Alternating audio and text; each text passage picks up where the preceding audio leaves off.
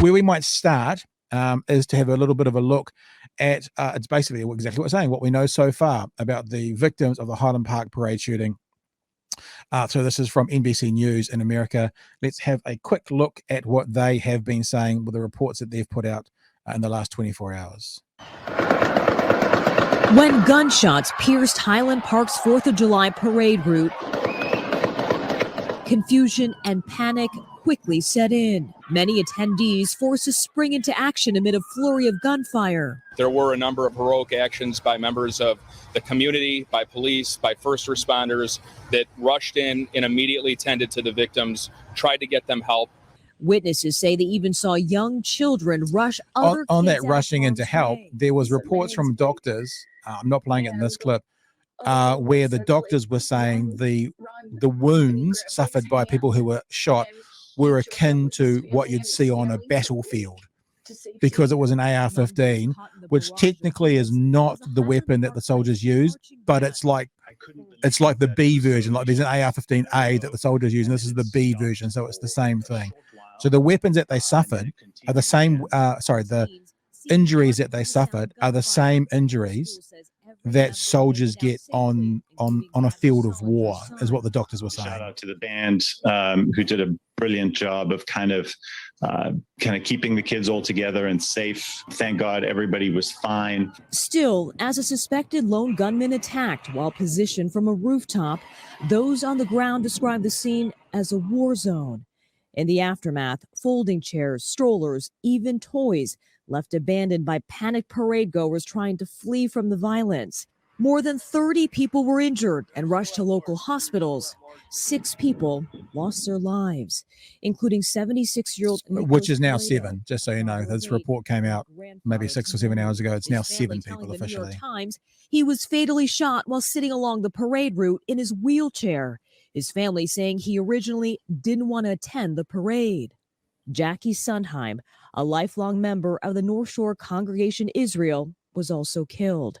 Her synagogue writing, Jackie's work, kindness and warmth touched us all.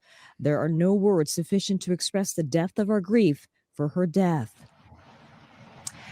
And as we continue to get more information about the survivors and victims, doctors here at Highland Park Hospital say that 19 people were treated and released yesterday. And we should also note that this hospital was placed on lockdown yesterday amid the chaos because... All right, I think that's enough. We've got the gist of it from them. A bunch of other stuff to know about the events that went on before we sort of have a bit of a chat about it. The shooter was 21 years old. He's been reported as being 22, but he's 21. I know that doesn't make a big difference, but just so that's clear. His name is Robert Cremo, I believe. He climbed a ladder to a rooftop and took up what they're saying is a sniper's position. Now, as I hear that, my initial thought was his stance was that of a sniper's position, but obviously what they're meaning is, much like I'm sure if you've seen a war movie, the sniper will go up the bell tower to get a good, so they're able to see everything. So they're saying this person took a position above the parade where they could see everything. They took a sniper's position. Fired more than 70 bullets. And very, very quickly on, the police stated that they were ruling this out as a possible terrorist attack. And I think that is a very interesting conversation to be had about why did they rule out so quickly that this was a terrorist attack. I mean, is there a race issue with it? Is it a religious issue? If he had been, I don't know, Muslim or belonged to some kind of a minority group, political group, would it have been it? But it seemed very, very quick to me that they said that they ruled it as a possible terrorist attack. Maybe they've got good reason to. We haven't been told why. The other thing I thought, and I'm not trying to make light of the situation, but like yesterday, when all those kids were shot and killed at the school, just the other day, and people like, I don't know, Ted Cruz and any right winger that thought that they wanted to defend the NRA came out and talked about, what we need to do is we need to harden the schools. What we need to do is we're blaming the doors on this. It's the doors' fault that they were open.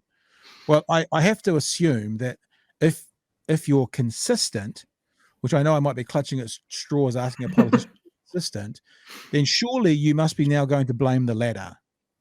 because without the ladder, this person wouldn't have been able to climb onto the roof and take up a sniper's position. If you're going to blame the doors at the school, then wouldn't it be logical to blame the ladder here? And I don't know, maybe something like, guns don't kill people, ladders kill people. Maybe that's the new slogan you want to be pushing for. George, you want to add anything at the moment? Yeah, I mean, as an outsider who studies, I guess, media and how ideas and politics are communicated, Yeah, I always sort of interested in looking at how, I guess in one sense the Republicans like Marjorie Taylor Greene will try and talk about anything possible except for gun control. Now, I'm just as interested in political or mental health motives and that sort of thing, because from the outside there's not that sort of politicization at stake where if I think or talk about those things, then that somehow is a detriment to gun control efforts. But anyway, it was pretty hilarious looking at Marjorie Taylor Greene's Twitter and seeing, SSRIs, so antidepressants, marijuana, this like fervorous and you'll see, pardon the phrase, libtards do this as well on Twitter as well. This sort of like fevered like attempt at very quickly making this gunman or other gunmen that we've seen either a Trumpian or a Biden supporter or Antifa or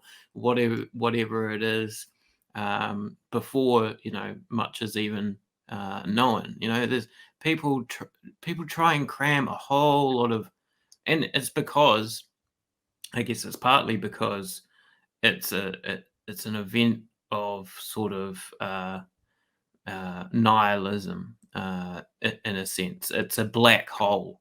And so these events are easy to cram meaning into. It's Antifa, it's SSRIs, and you can say it's because the guns aren't controlled, because there isn't gun control, right? They're very good at suddenly cramming a whole lot of meaning and motive and etc. into this tragic sort of black hole event. This young guy as well, I mean, he was, maybe they've gone to that, it was not a terrorist act because of the mental state of this 21-year-old. I mean, the police have been in contact with him several times before. His family had dobbed him into the police one of those times because he threatened to kill them. He'd been a troubled lad since what they call middle school, which I think is about, for us oldies, form 3 to 5, for younger people, years 9 to 11. I think that class is middle school. So he's an item. He's a person that is known, as they say in those worlds, to the police. He also planned this out quite extensively. So that whole idea about we need to keep an eye on the mental health of people, because that's another thing that the right wing go to not talk about guns. That is a mental health issue.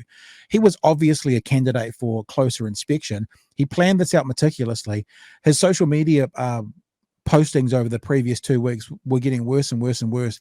Nothing. No one, nothing. Still did it. And the guns he did it with, he owned legally. Right, so he bought them and owned them legally. The right in America is also starting now. I've heard a couple of commentators say this is what's happening.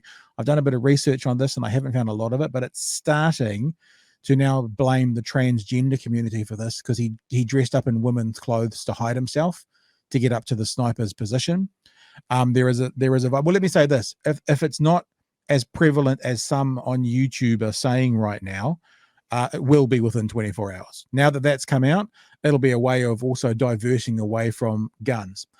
I did want to talk about guns as well, because what I have found with my experience with talking to Republicans and right-wingers in America, and I do it probably more than most New Zealanders. I won't say a lot because I do it on this and I do it on my other podcast and I do it in general. I used to do it every week with radio contributors and that kind of thing as well, is they don't understand the Second Amendment. That's one thing, right? We'll get to that shortly. But also we talked about it before, about the whole, I don't want to say I was joking because it's a horrific thing to talk about, but the whole guns don't kill people, people kill people. I just wonder why people who believe in that or say they believe in that, maybe it's just a trope and they know it's not true, don't apply that to other things where people die, you know? Because what they're saying is basically a gun is an inanimate object, yeah? And a person has to use it to kill people. Well, you know, so's heroin. It can sit there on the table. It's an inanimate object. No one's touching it, but it requires a person to inject it into their veins before it does anything. And most people who use heroin on a daily basis don't kill themselves, but some do. So why, if they're going to say guns don't kill people, people kill people, why don't they go, well, sweet as, heroin doesn't kill people, you know, people kill people.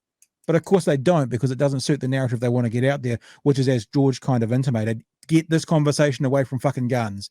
Anything else but not guns. And it's, I know this is a silly thing to say, 400 million guns in America. If there were no guns in America, there'd be no gun violence, wouldn't there? Yeah. Funny that. The other thing I've noticed is they try and make it about Chicago when this place is like way north of Chicago and is a very affluent sort of white middle class sort of area of Illinois, or that's where Chicago is, Illinois. Yeah, up the top, Chicago, Illinois. Yeah, that's right. Yeah, I mean, there's a sorry, Pat. There's a comment from me again. If you take away guns, these nutters will just use something else. But if you take away the guns, then the nutter won't be able to inflict this amount of damage on people. So that's the point, right? There's 2 points to that. One I was about to make, which was, if guns don't kill people, people kill people. How does America justify having 400 million guns that those people can use to kill people? You know what I'm saying? It's like they're still there. It's like, yeah, even if we accept it's not the guns, it's the people, they still have so many guns there for those people to use. But the other thing is, it reminded me when you were talking of Marjorie Taylor Goon face. We could probably find it if we wanted to. She came out after the school shooting, and there was a reporter who said to her in a press conference, "Why does this only happen in America? Why doesn't this happen in the UK?" And she stormed to the front of the stage. She said, "No, but you have mass stabbings." And that was her response. I saw a TikTok today or yesterday, just popped up on my feed. You know, not someone I follow or anything. And they went, "Really?" It was an English person. And they went, I'm going to get the numbers a bit wrong, but you'll get the point. And they went, in the first 6 months of this year, there has been 256 mass killings or mass shootings, they said, in America. How many months in the UK do you think it would take to get to 256 mass killings? They didn't even go shootings, they went killings. And he paused for a second. He went, "Nope. You have to go back to 1860 something. It was like 180 years to get to." And he included like with knives, and he included any kind of mass killing. He was like, you have to go back into the early to mid 1800s to get to that number of mass killing. He included fucking arsons, like everything. So that woman is insane. But the thing about insane people is it doesn't take much to point out they're insane, which leads me into the conversation. Sorry. Yeah, me again. Yeah, sorry. I didn't say the rest of your sentence just because it wasn't really related to what we were saying. But P.S. I'm no fan of guns, having experienced two go off without a trigger being pulled. There we go. So here's the thing about the Second Amendment, right? The Second Amendment is crystal clear. The Second Amendment says a well-regulated militia, right? So that's the first part. So a well-regulated militia is basically an army that is not, or a group of people forming an army type organization that's not an official army, right? So that's the first part of it. I'm reading it out for you to make sure I get it right. Being necessary to the security of a free state, i.e., if anything happens where a militia needs to be involved because the state is becoming tyrannical. Man, I said that weird, tyrannical. A well-regulated militia being necessary to the security of a free state, the right of the people to keep and bear arms shall not be infringed. That's the Second Amendment. Now, very clearly, with an ounce of honesty, a well-regulated militia, a group of people, to defend the country in case the government becomes tyrannical.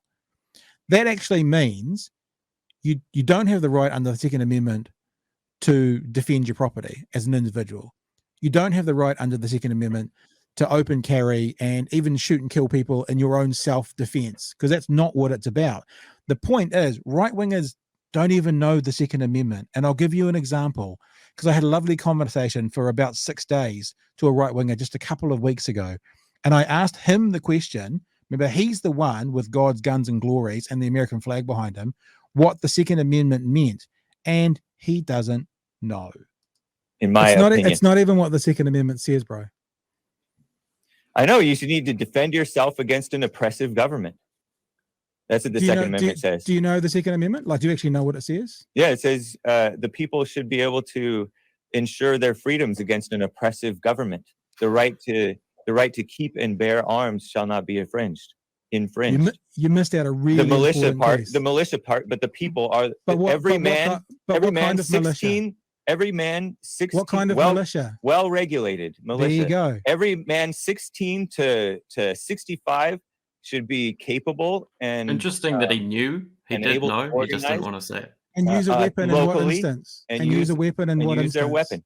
In what instance? To defend against an oppressive government or whatever. So that's not defending someone stealing your TV, is it? Or whatever. But nor shall it be infringed for any reason. It doesn't say what the Second Amendment says, bro. Doesn't say for any reason. It shall not be infringed. To form a well-regulated militia. So the Second Amendment but well-regulated is you're trying to imply something that it means something that it doesn't mean. It does mean something. An organized group of people. Yeah, and they can organize locally.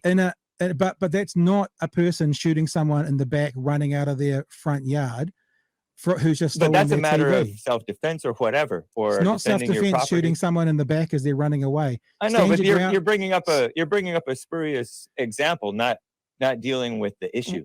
Well, explain to me how shooting 21 people at a primary school is any of those things. It's not. That's the evil of the heart. Normal people don't do that. But when you have a liberal society that debases and demoralizes people, any other reason, and messed up families, this is what you get. Yeah, the family. Liberal society did this, and then they say we can't trust men with guns anymore. Well, that's not true, because no one's had any gun regulations put on them. Nothing's changed in America when it comes to. It's been quite infringed. The Second Amendment is quite infringed in America, especially in California. In California, in New Jersey, all over the country, it's been messed with. We even had a so-called assault weapons ban for a few decades there after Reagan was. And what happens after it came back? I don't know. They messed with the numbers. Mass killings went through the roof. Supposedly, but you're dealing with symptoms. You're dealing with data. The data is misleading. People can lie with numbers all the time. Okay. So you say anything else. And the best part, actually, I didn't notice it so much, George, until you went, oh, he knew then. He knew that the number of mass shootings increased after the assault weapons ban was lifted. And when I said what happened, he said, I don't know. And I said, the numbers went up. And he said, well, supposedly. So he did know. And here it is right here. The death toll from mass shootings went from an average of 4.8 per year during the ban years to an average of 23.8 per year in the decade afterwards. So it's actually pretty unequivocal. And he knew that, but he said, I don't know, because anything other than the guns, those bloody numbers, those numbers are so inconvenient because they don't work to my narrative. It was it was the same with the well-regulated, right? Because there's something irreconcilable with conservatives that want the Constitution to be read as a sort of static document, as the originalist reading of the Constitution. They suddenly reach a contradiction when they find that amendment was written in a sort of influenced by a Lockean philosophy of how people will be able to basically counter a tyrannical government through arms and revolution, as happened with America. Reconciling that with the fact that nowadays, things are quite a bit different. Even having a well-regulated militia is sort of a difficult sort of, probably a lot of the time illegal thing to do. So conservatives reach a sort of brick wall in that sense, because they can't do the interpretation, sort of reading the Constitution in light of how society is now, because they've already stuck to their guns, as it were, all the time, and saying that no, the Constitution must be read as it was originally written, etc., etc. It's almost like they pick and choose whatever they want to suit their pre-proposed narrative. Oh, it's almost like that, George. Almost, because what you're saying is 100% fair and completely accurate. Because Americans, well, in this situation, they don't like regulations, but it says in the Constitution, this group of people who have the guns have to have heavy regulations on them, a well-regulated militia. And as Neon has said in the text there, which is something we were going to bring up as well, there already are regulations. You're not allowed to own a rocket launcher. You're not allowed to own grenades. And I mean, really, and then there's all the hypocrisy, like Donald Trump himself, when he's trying to defend this January 6th situation about how he wanted the people with guns to come into his rally because they knew he, quote, weren't there for him, end quote.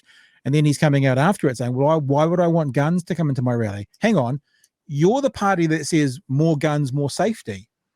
If you're the party that says more guns, more safety, you would want everybody at the rally to be armed. Hang on, NRA. When you held the conference straight after the school shooting, there was no guns allowed in the conference. Hang on. But NRA, you're the ones that sell the idea that more guns mean more safety. Why don't you let guns come into your conference? It's almost like they just pick and choose whatever fun argument they want to suit their own narrative in that minute. And then tomorrow, when it doesn't, they change it and do something else. Anywho, so there you go. I don't know how we quite segue from there into talking about the grocery commission. I'm still daydreaming about a society that actually implements that Second Amendment and does somehow have like a popular militia that is able to counter like the military and that sort of thing. It does seem quite impossible with all the variables involved. It's so funny to watch commentators out of America who go, if you didn't live in America, all the people who live outside America, they can all see how absolutely batshit crazy this is. Like any perspective from outside of America, everyone can see, 99% of people, there's always the 1% nutters. 99% of people can see how batshit crazy this is. 99% of people, as soon as you point out that the Second Amendment actually says a well-regulated militia, I'll read it again, being necessary to the security of a free state, then straight away, all of those ideas about owning guns, shooting criminals in your house, all of those things aren't covered by that statement.